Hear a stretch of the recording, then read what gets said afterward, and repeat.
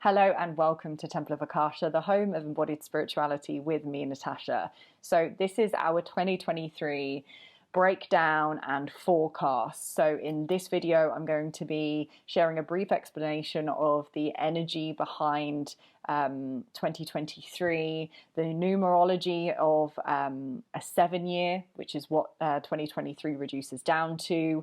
I'm going to be explaining and exploring what I feel are the key themes that I've been really picking up on that are going to be really essential to help us root in the energy of this 7-year, and also things to be really vigilant of as we move through more intense polarization here on the earth plane. And I think I want to really just touch upon what it truly means to be a spiritual person, which ties into a lot of the other themes that I'm going to be speaking about in this video.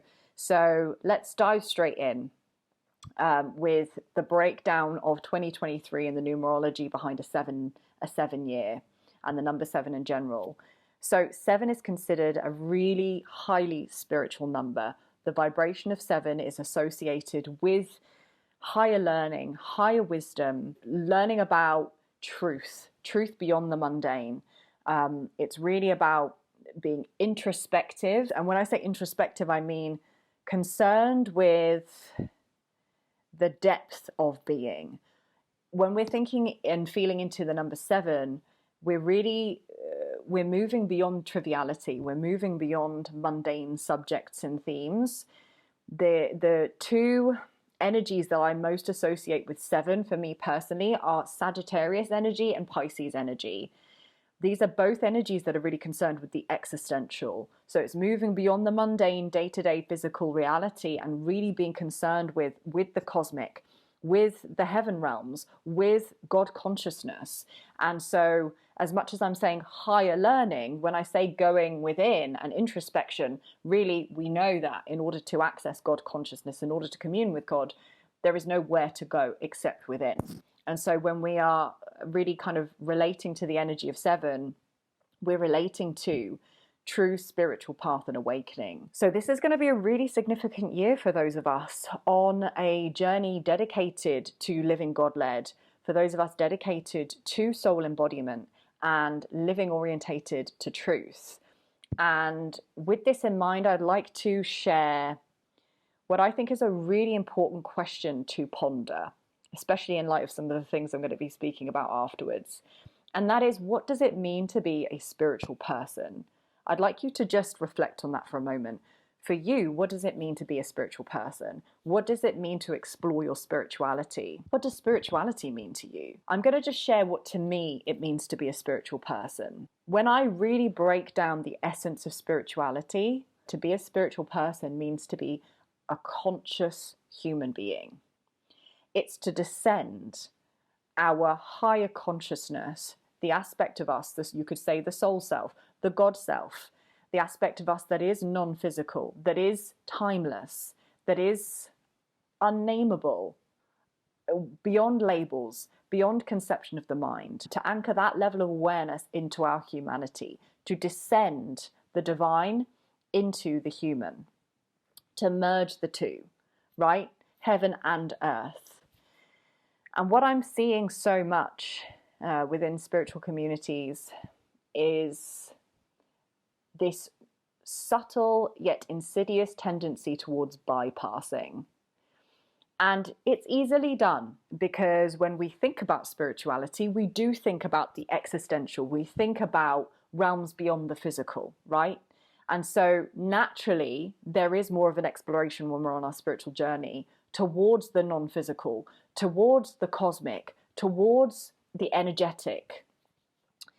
But what so many people seem to be missing is that if we do not take the wisdom we learn about the non-physical, about the energetic realms, and we anchor that knowledge, that wisdom into the human, we are living still within duality. We are still not living in an integrated way. Because for me, the whole point and purpose of being in human bodies as innately spiritual beings is to become fully conscious and aware as humans of our divine nature, and then anchoring that frequency of being into our humanity. And what is just so pressing for me right now is just the sheer volume of spiritual ego, but also a matrix within a matrix. The funny thing about the ego is it really doesn't give a shit about the guise it takes. It really doesn't care what identity it attaches to. It just longs for and desperately is hungry for some sense of identification. And so as we're seeing the kind of collective paradigm begin to dissolve, you know, as our relationship to the external world as we knew it begins to slowly disintegrate, the systems, the people, the infrastructures that we once considered gospel, truth, or that we outsourced a lot of power and control to, as they become less stable, our egoic identity in relationship to that external experience is beginning to become destabilized, right? And so the ego's natural tendency is to want to cling to something else, because ultimately the ego is rooted in some degree of certainty. It's rooted in some degree of egoic identification. To the ego, the absence of identity is death, okay? Bearing in mind on the spiritual journey, we're here to embody our divine truth, which is limitless. The egoic identity is going to fight that tooth and nail. And so what is really prevalent and prominent in spiritual communities is this subtle yet insidious, as I've said, matrix within a matrix, where there are, you know, there's a lot of holy talk, there's a lot of fanciful dressing, lots of you know, fruity vocabulary, there's lots of out there conversations. Naturally, there's a lot of like quality and wisdom being shared, but there's a shitload of bullshit in there as well. There are a lot of individuals that are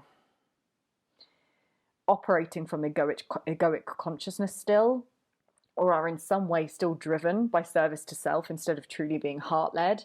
And so what that essentially is leading to is almost the emergence of what we've been trying to dissolve in dissolving the collective fear-based paradigm. You know, what I'm seeing, especially in, you know, the feminine awakening communities, is the patriarchy, right? So this kind of obsession with sex, this obsession with image and aesthetic, this obsession with sexuality, and the feminine consciousness being kind of predominantly sexual, that's just being remarketed and repackaged as feminine empowerment. And what I'm going to say about all of this is that there is a very fine line between empowerment and ego.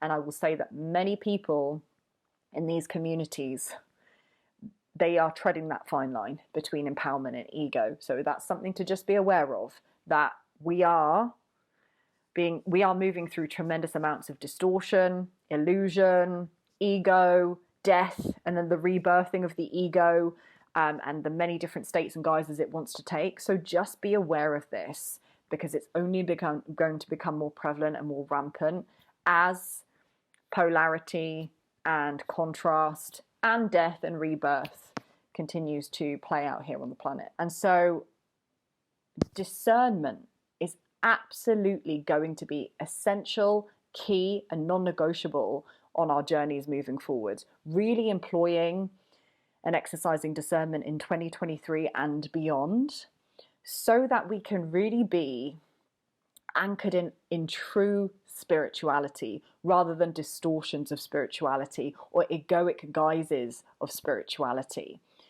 And the level of bypassing and the lack of shadow work by people in prominent positions of influence in spiritual communities, people who are in positions as guides, as teachers, who position themselves as gurus, this real false prophet energy of people still, perhaps unconsciously, operating from a place of hierarchy, which was the Piscean paradigm. So we have moved from the age of Pisces, which was a 2,500 year astrological age, from around the time that Christ walked the earth to 2012, roughly. That was the age of Pisces. It was a time when humanity was deeply concerned with and hungry for communion with God. And so those in positions of power took it upon themselves to create hierarchy as a means of control. So many religious institutions, particularly monotheistic religions, were established during this time where gatekeepers were put in place so that if a person wanted to commune with God, they were told that they had to do it through a church, through a priest, through an intermediary.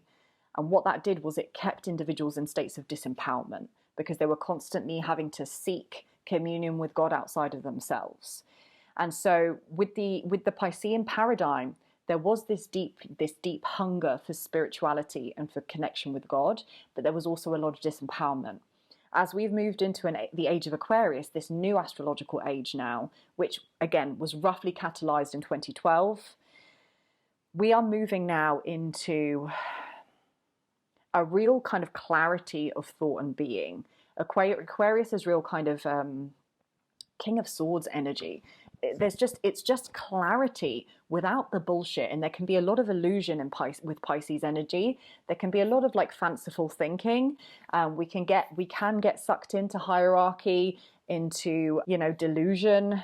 We can get sucked into worship and really putting people on pedestals, putting systems on pedestals, and outsourcing power. The Age of Aquarius is all about bringing us back into states of self-responsibility, accountability, and sovereignty. So really drawing our power back from external sources, from external systems, from people outside of ourselves, and recognizing that the true path to God, the true path to spirituality, the true path to higher learning and embodied wisdom is not actually available ultimately through another person or place or system. The true path and journey is within.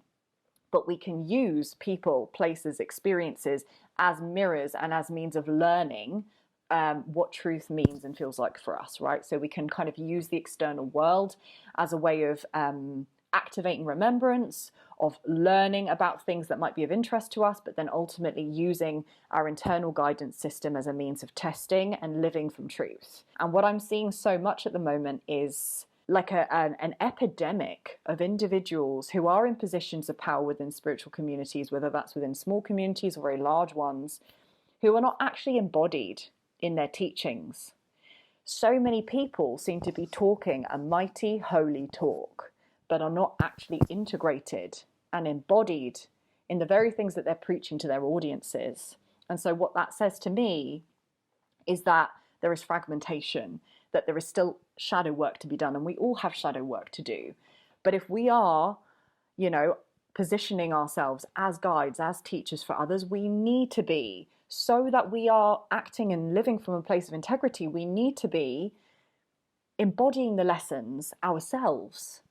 And that is our responsibility. For anyone else here who is a teacher, a guide, a healer, someone that would like to support others on the spiritual awakening path, it is essential that we are also checking ourselves for blind spots, that we do not get stuck in cul-de-sacs or dead ends where we think that we've got it all figured out.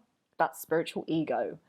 Where we are open to feedback, where we are open to growth, where we are open to seeing the world as a mirror, so that we can see the aspect of our unconscious that we couldn't see without external mirroring and reflection. And so what the point I'm getting at with this is that there is, as this intense kind of polarization process of the ascension process continues, as we see lots of shadow, lots of light, lots of duality playing out, it's going to get noisy out there, okay? There are going to be lots of people saying, I've got the way. There are going to be lots of systems, lots of false prophets, lots of gurus, claiming to know the way to truth, claiming to know the way to God. I want to remind you that that was the Piscean way. During the Age of Aquarius, we're being asked to really measure truth and to filter truth through the heart and through the eyes of God, which is accessible within you. So really you can use people and places and experiences, as I've said, to spark remembrance, to help to ignite passion within yourself, but just be really vigilant and mindful of putting anyone or anything outside of yourself on a pedestal, placing a certain person in a position of power over you, thinking that someone outside of you has the answers for what is truly right for you. That person can be a mirror, that person can perhaps facilitate you accessing deeper wisdom, but no one outside of yourself, no one, there is no single exception to that, no one outside of you knows your truth. okay? And that is the big message for 2023. We are really being given an opportunity with this energy, I feel, to anchor all of our spiritual wisdom, all of our intuition, our ability to be discerning, to access, our energetic and psychic gifts that really can kind of see and know beyond the physical, to take all of those non-physical and soul gifts and to anchor that in the human experience.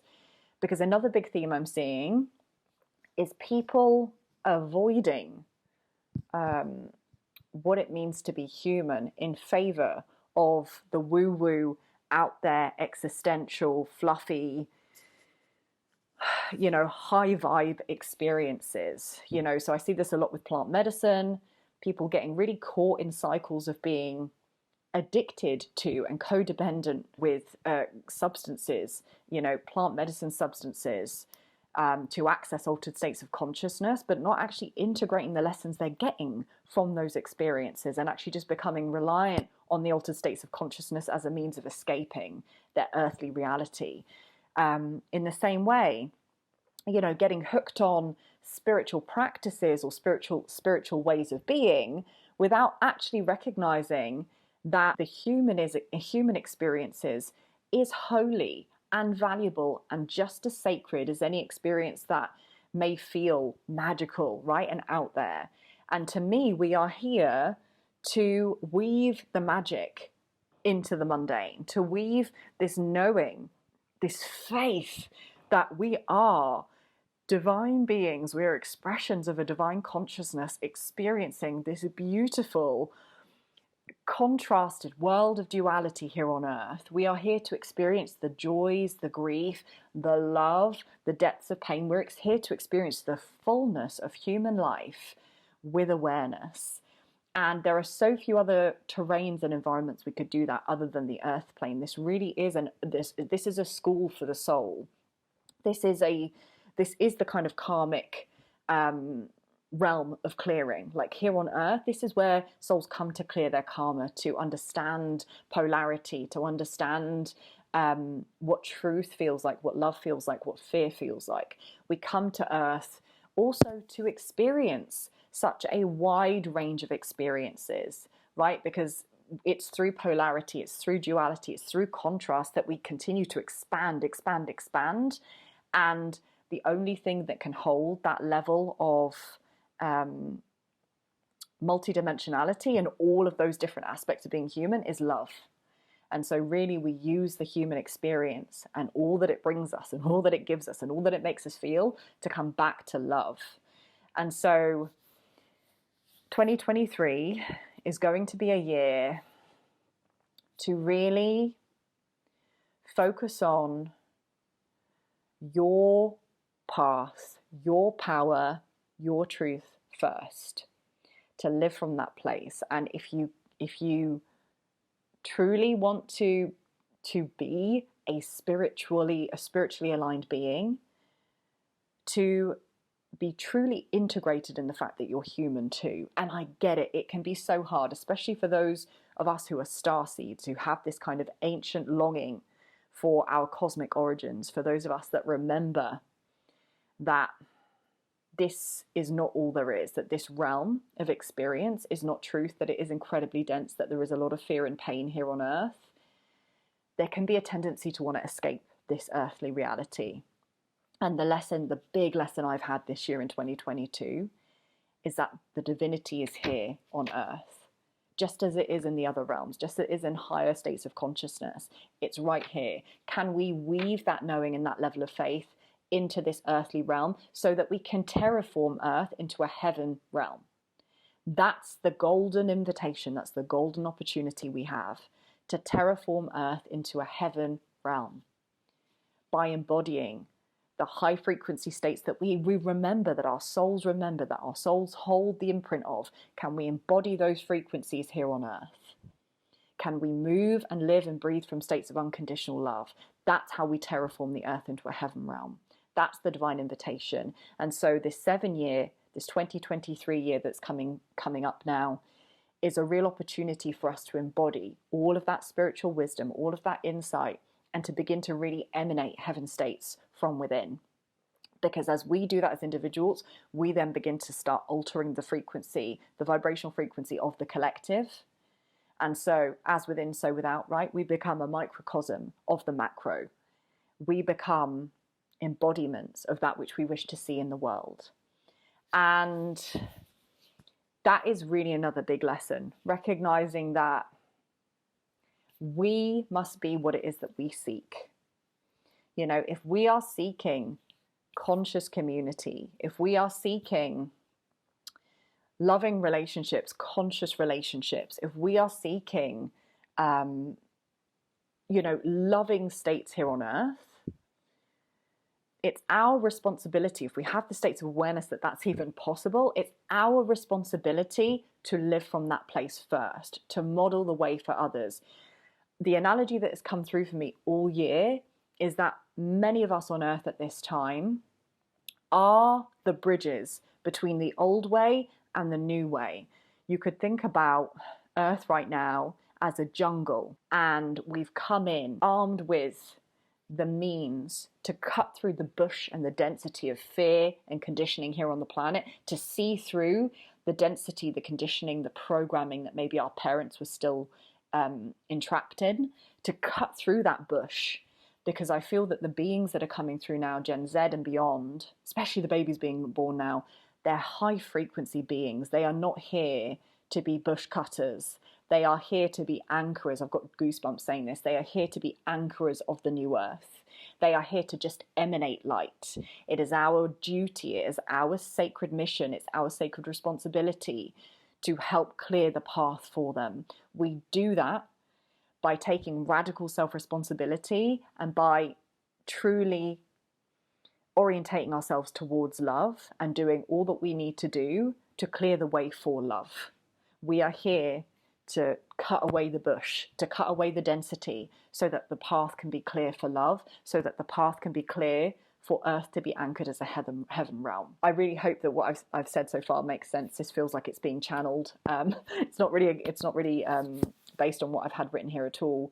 But the one thing that I do want to mention that I've written down here is also this really loud message I've had recently about anchoring in faith over fear. When we're moving through really deep-seated conditioning from our childhood, ancestral conditioning, many of us are clearing our ancestral lines too, it's natural that we're going to come into contact with fear-based programs and conditioning that feel really limiting, maybe around money, that's a big one for me, around health, about what we're worthy of, around what relationships can look like, around our potential, around what we should be doing.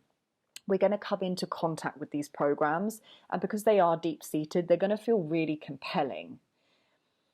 And when we are in contact with those programs that feel so strong and compelling and that we can often get really identified with, the invitation is to continue to choose faith over that habituated tendency to fall into fear.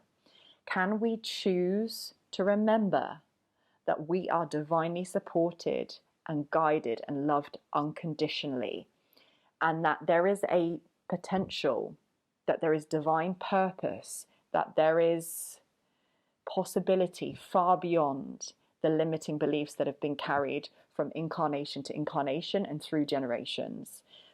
Can we be visionaries?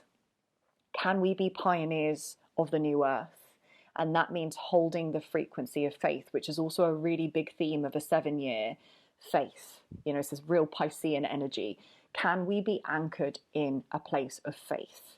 So whenever you find yourself getting caught in fear-based programming, you know, if you're moving through trauma, deep emotional wounds that feel compelling, I'm not suggesting that you bypass those things. I'm asking that you hold yourself in a space of compassion while you move through those experiences, and you also recognize that they are not the totality of your experience, that those limiting beliefs are not truth, that your divine nature is truth, that God's presence in your heart is truth, that this human experience has been woven into being by divine universal consciousness, and you are held by, supported by, and deeply loved by the presence of God through all things at all times. There are no exceptions to that.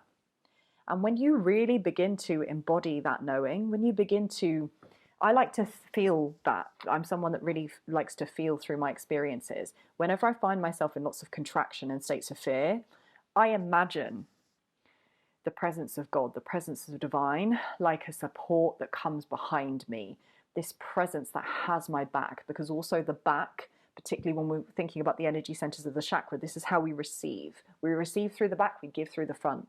Can you allow yourself to receive the knowing that you are supported by a force that is far beyond this physical reality, by a force that is so intelligent that it wove this very reality into being, that it helps to govern the very systems within your body, within the realms of nature that don't require conscious effort? Can you trust that that intelligence knows far more than the ego mind can ever know, that can see far beyond whatever the ego mind can ever perceive? Can you really trust? Can you feel the support, the divine support and holding of that, the abundance of that force? So I really like to feel into that support coming behind me and holding me whenever I'm in states of contraction. And I invite you to do the same, because we are going to be facing more and more polarity here on the earth realm. I won't sugarcoat it. You know, this awakening process at the collective level is still relatively in its infancy. We have a lot of density still to move through. We've also anchored a tremendous amount of light in a very short space of time. But the depths of shadow still need to be witnessed by the light of consciousness. And so our faith is going to be the thread between, you know, the inception of the age of Aquarius and the age of Aquarius really kind of coming into its full potential of empowered, sovereign, community-based being here on earth, you know, really moving back to states of individualization. And by that I mean empowered sovereign states of knowing that no one else is responsible for us and we're not responsible for anyone else's states of consciousness, whilst simultaneously operating from a space of kind of service and community and not hierarchy, not separateness. So there's a real merging that's being asked of us here in the age of Aquarius. It's moving through this human experience as both sovereign beings that are also part of a wider collective experience, recognizing our individuality and also our unity simultaneously. Again, it's the divine and the earthly realms combining. Let's just close out by closing our eyes together. I'm going to invite you to just take a nice deep breath all the way down into the belly, exhaling to release. Maybe you can place your hands on your heart, just connecting to a really nice, steady, conscious breath here. And I'd like you to feel into what it is that's truly being asked of you for 2023. What is your heart asking you to witness, to know, to embrace, to pursue?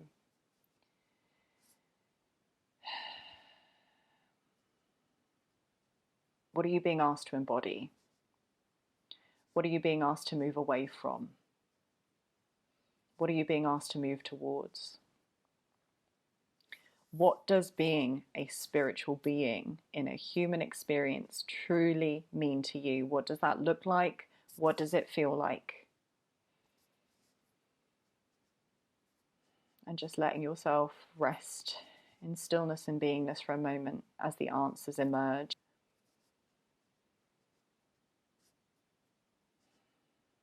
And maybe setting an intention in this moment as we embark on this new year with this new vibrational frequency of the number 7. What intention will you plant the seeds of now? Maybe you can think of a word or a phrase, an affirmation, something that you can have as your anchor for 2023. Something that connects you to your divine truth, to your soul self, to that pure heart. to faith.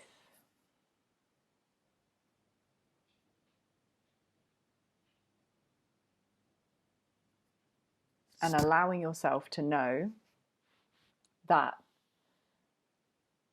you are fully capable of embodying and anchoring any states, any potentialities that you choose to, and you're also the only person responsible for that too.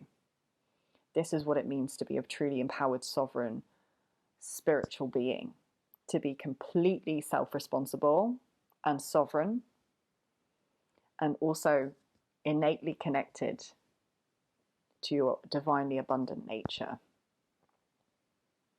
and emanating that frequency here on earth to model that way of being to others. So I hope this was a helpful video for you. I think we're going to close out here. And I'm wishing you a really blessed 2023. I feel that this is going to be such a deeply expansive year for so many of us here on this path. And of course, there'll be polarity and challenge in the external. But for those of us that are really dedicated to truth, that are really dedicated to living God-led, I feel that this is going to be such a powerful year. I feel that 2022 really seeded the potential that's going to begin to emerge in 2023. And I feel that this is going to be particularly pivotal for the feminine polarity of consciousness. And I'm not just talking about women, I'm talking about the feminine aspect that resides within all of us, the creative, sensual, sexual, expressive, heart-led aspect within all of us, the intuitive, the feeling. That is being honored more and more within individuals and collectively. And 2023 is a time to really, I've seen it described as the emergence of the creative renaissance once again. 2023 is a time to really begin to celebrate this pole of consciousness within all of us, you know. And it's like, what does that feminine pole of your consciousness that is expressive and wild and loves love and, you know, is not bound by the rigidity of rules and structures, but is just governed by heart and flow and feeling. What does that aspect of your consciousness deeply desire? What does it long for? What experiences have you been barring because it doesn't fit, because it doesn't, you know, it's not part of the conditioned way of being, because it's not a, you know, the logical, rational step? What aspects of you have you been barring that actually are ready to be embraced now? Can you be brave enough and bold enough to embrace those aspects of your consciousness? Because that's how you balance your own individual consciousness. That's how you come into a state of activation, of integration, and that's how you help the collective to heal too, by helping to heal yourself first. So take such good care, guys. I'm sending you so much love. I can't wait to continue this journey with you here at Temple of Akasha. This YouTube channel means so much to me. It's been so empowering for me at an individual level. We've recently just had, you know, a 500 subscriber milestone here, which means the world to me. And so I'd really love to continue to be of service to you guys. If there's any content that you wish to see, if there's anything else that you'd like me to bring through as the year emerges that will support you on your journey, or you're interested in learning more about, please do pop it in the comment section below. And if you're not already subscribed to my channel, please feel free to subscribe, like, share. It really helps people find my channel who would like to you know, receive or resonate with this content. I look forward to connecting with you again in the new year.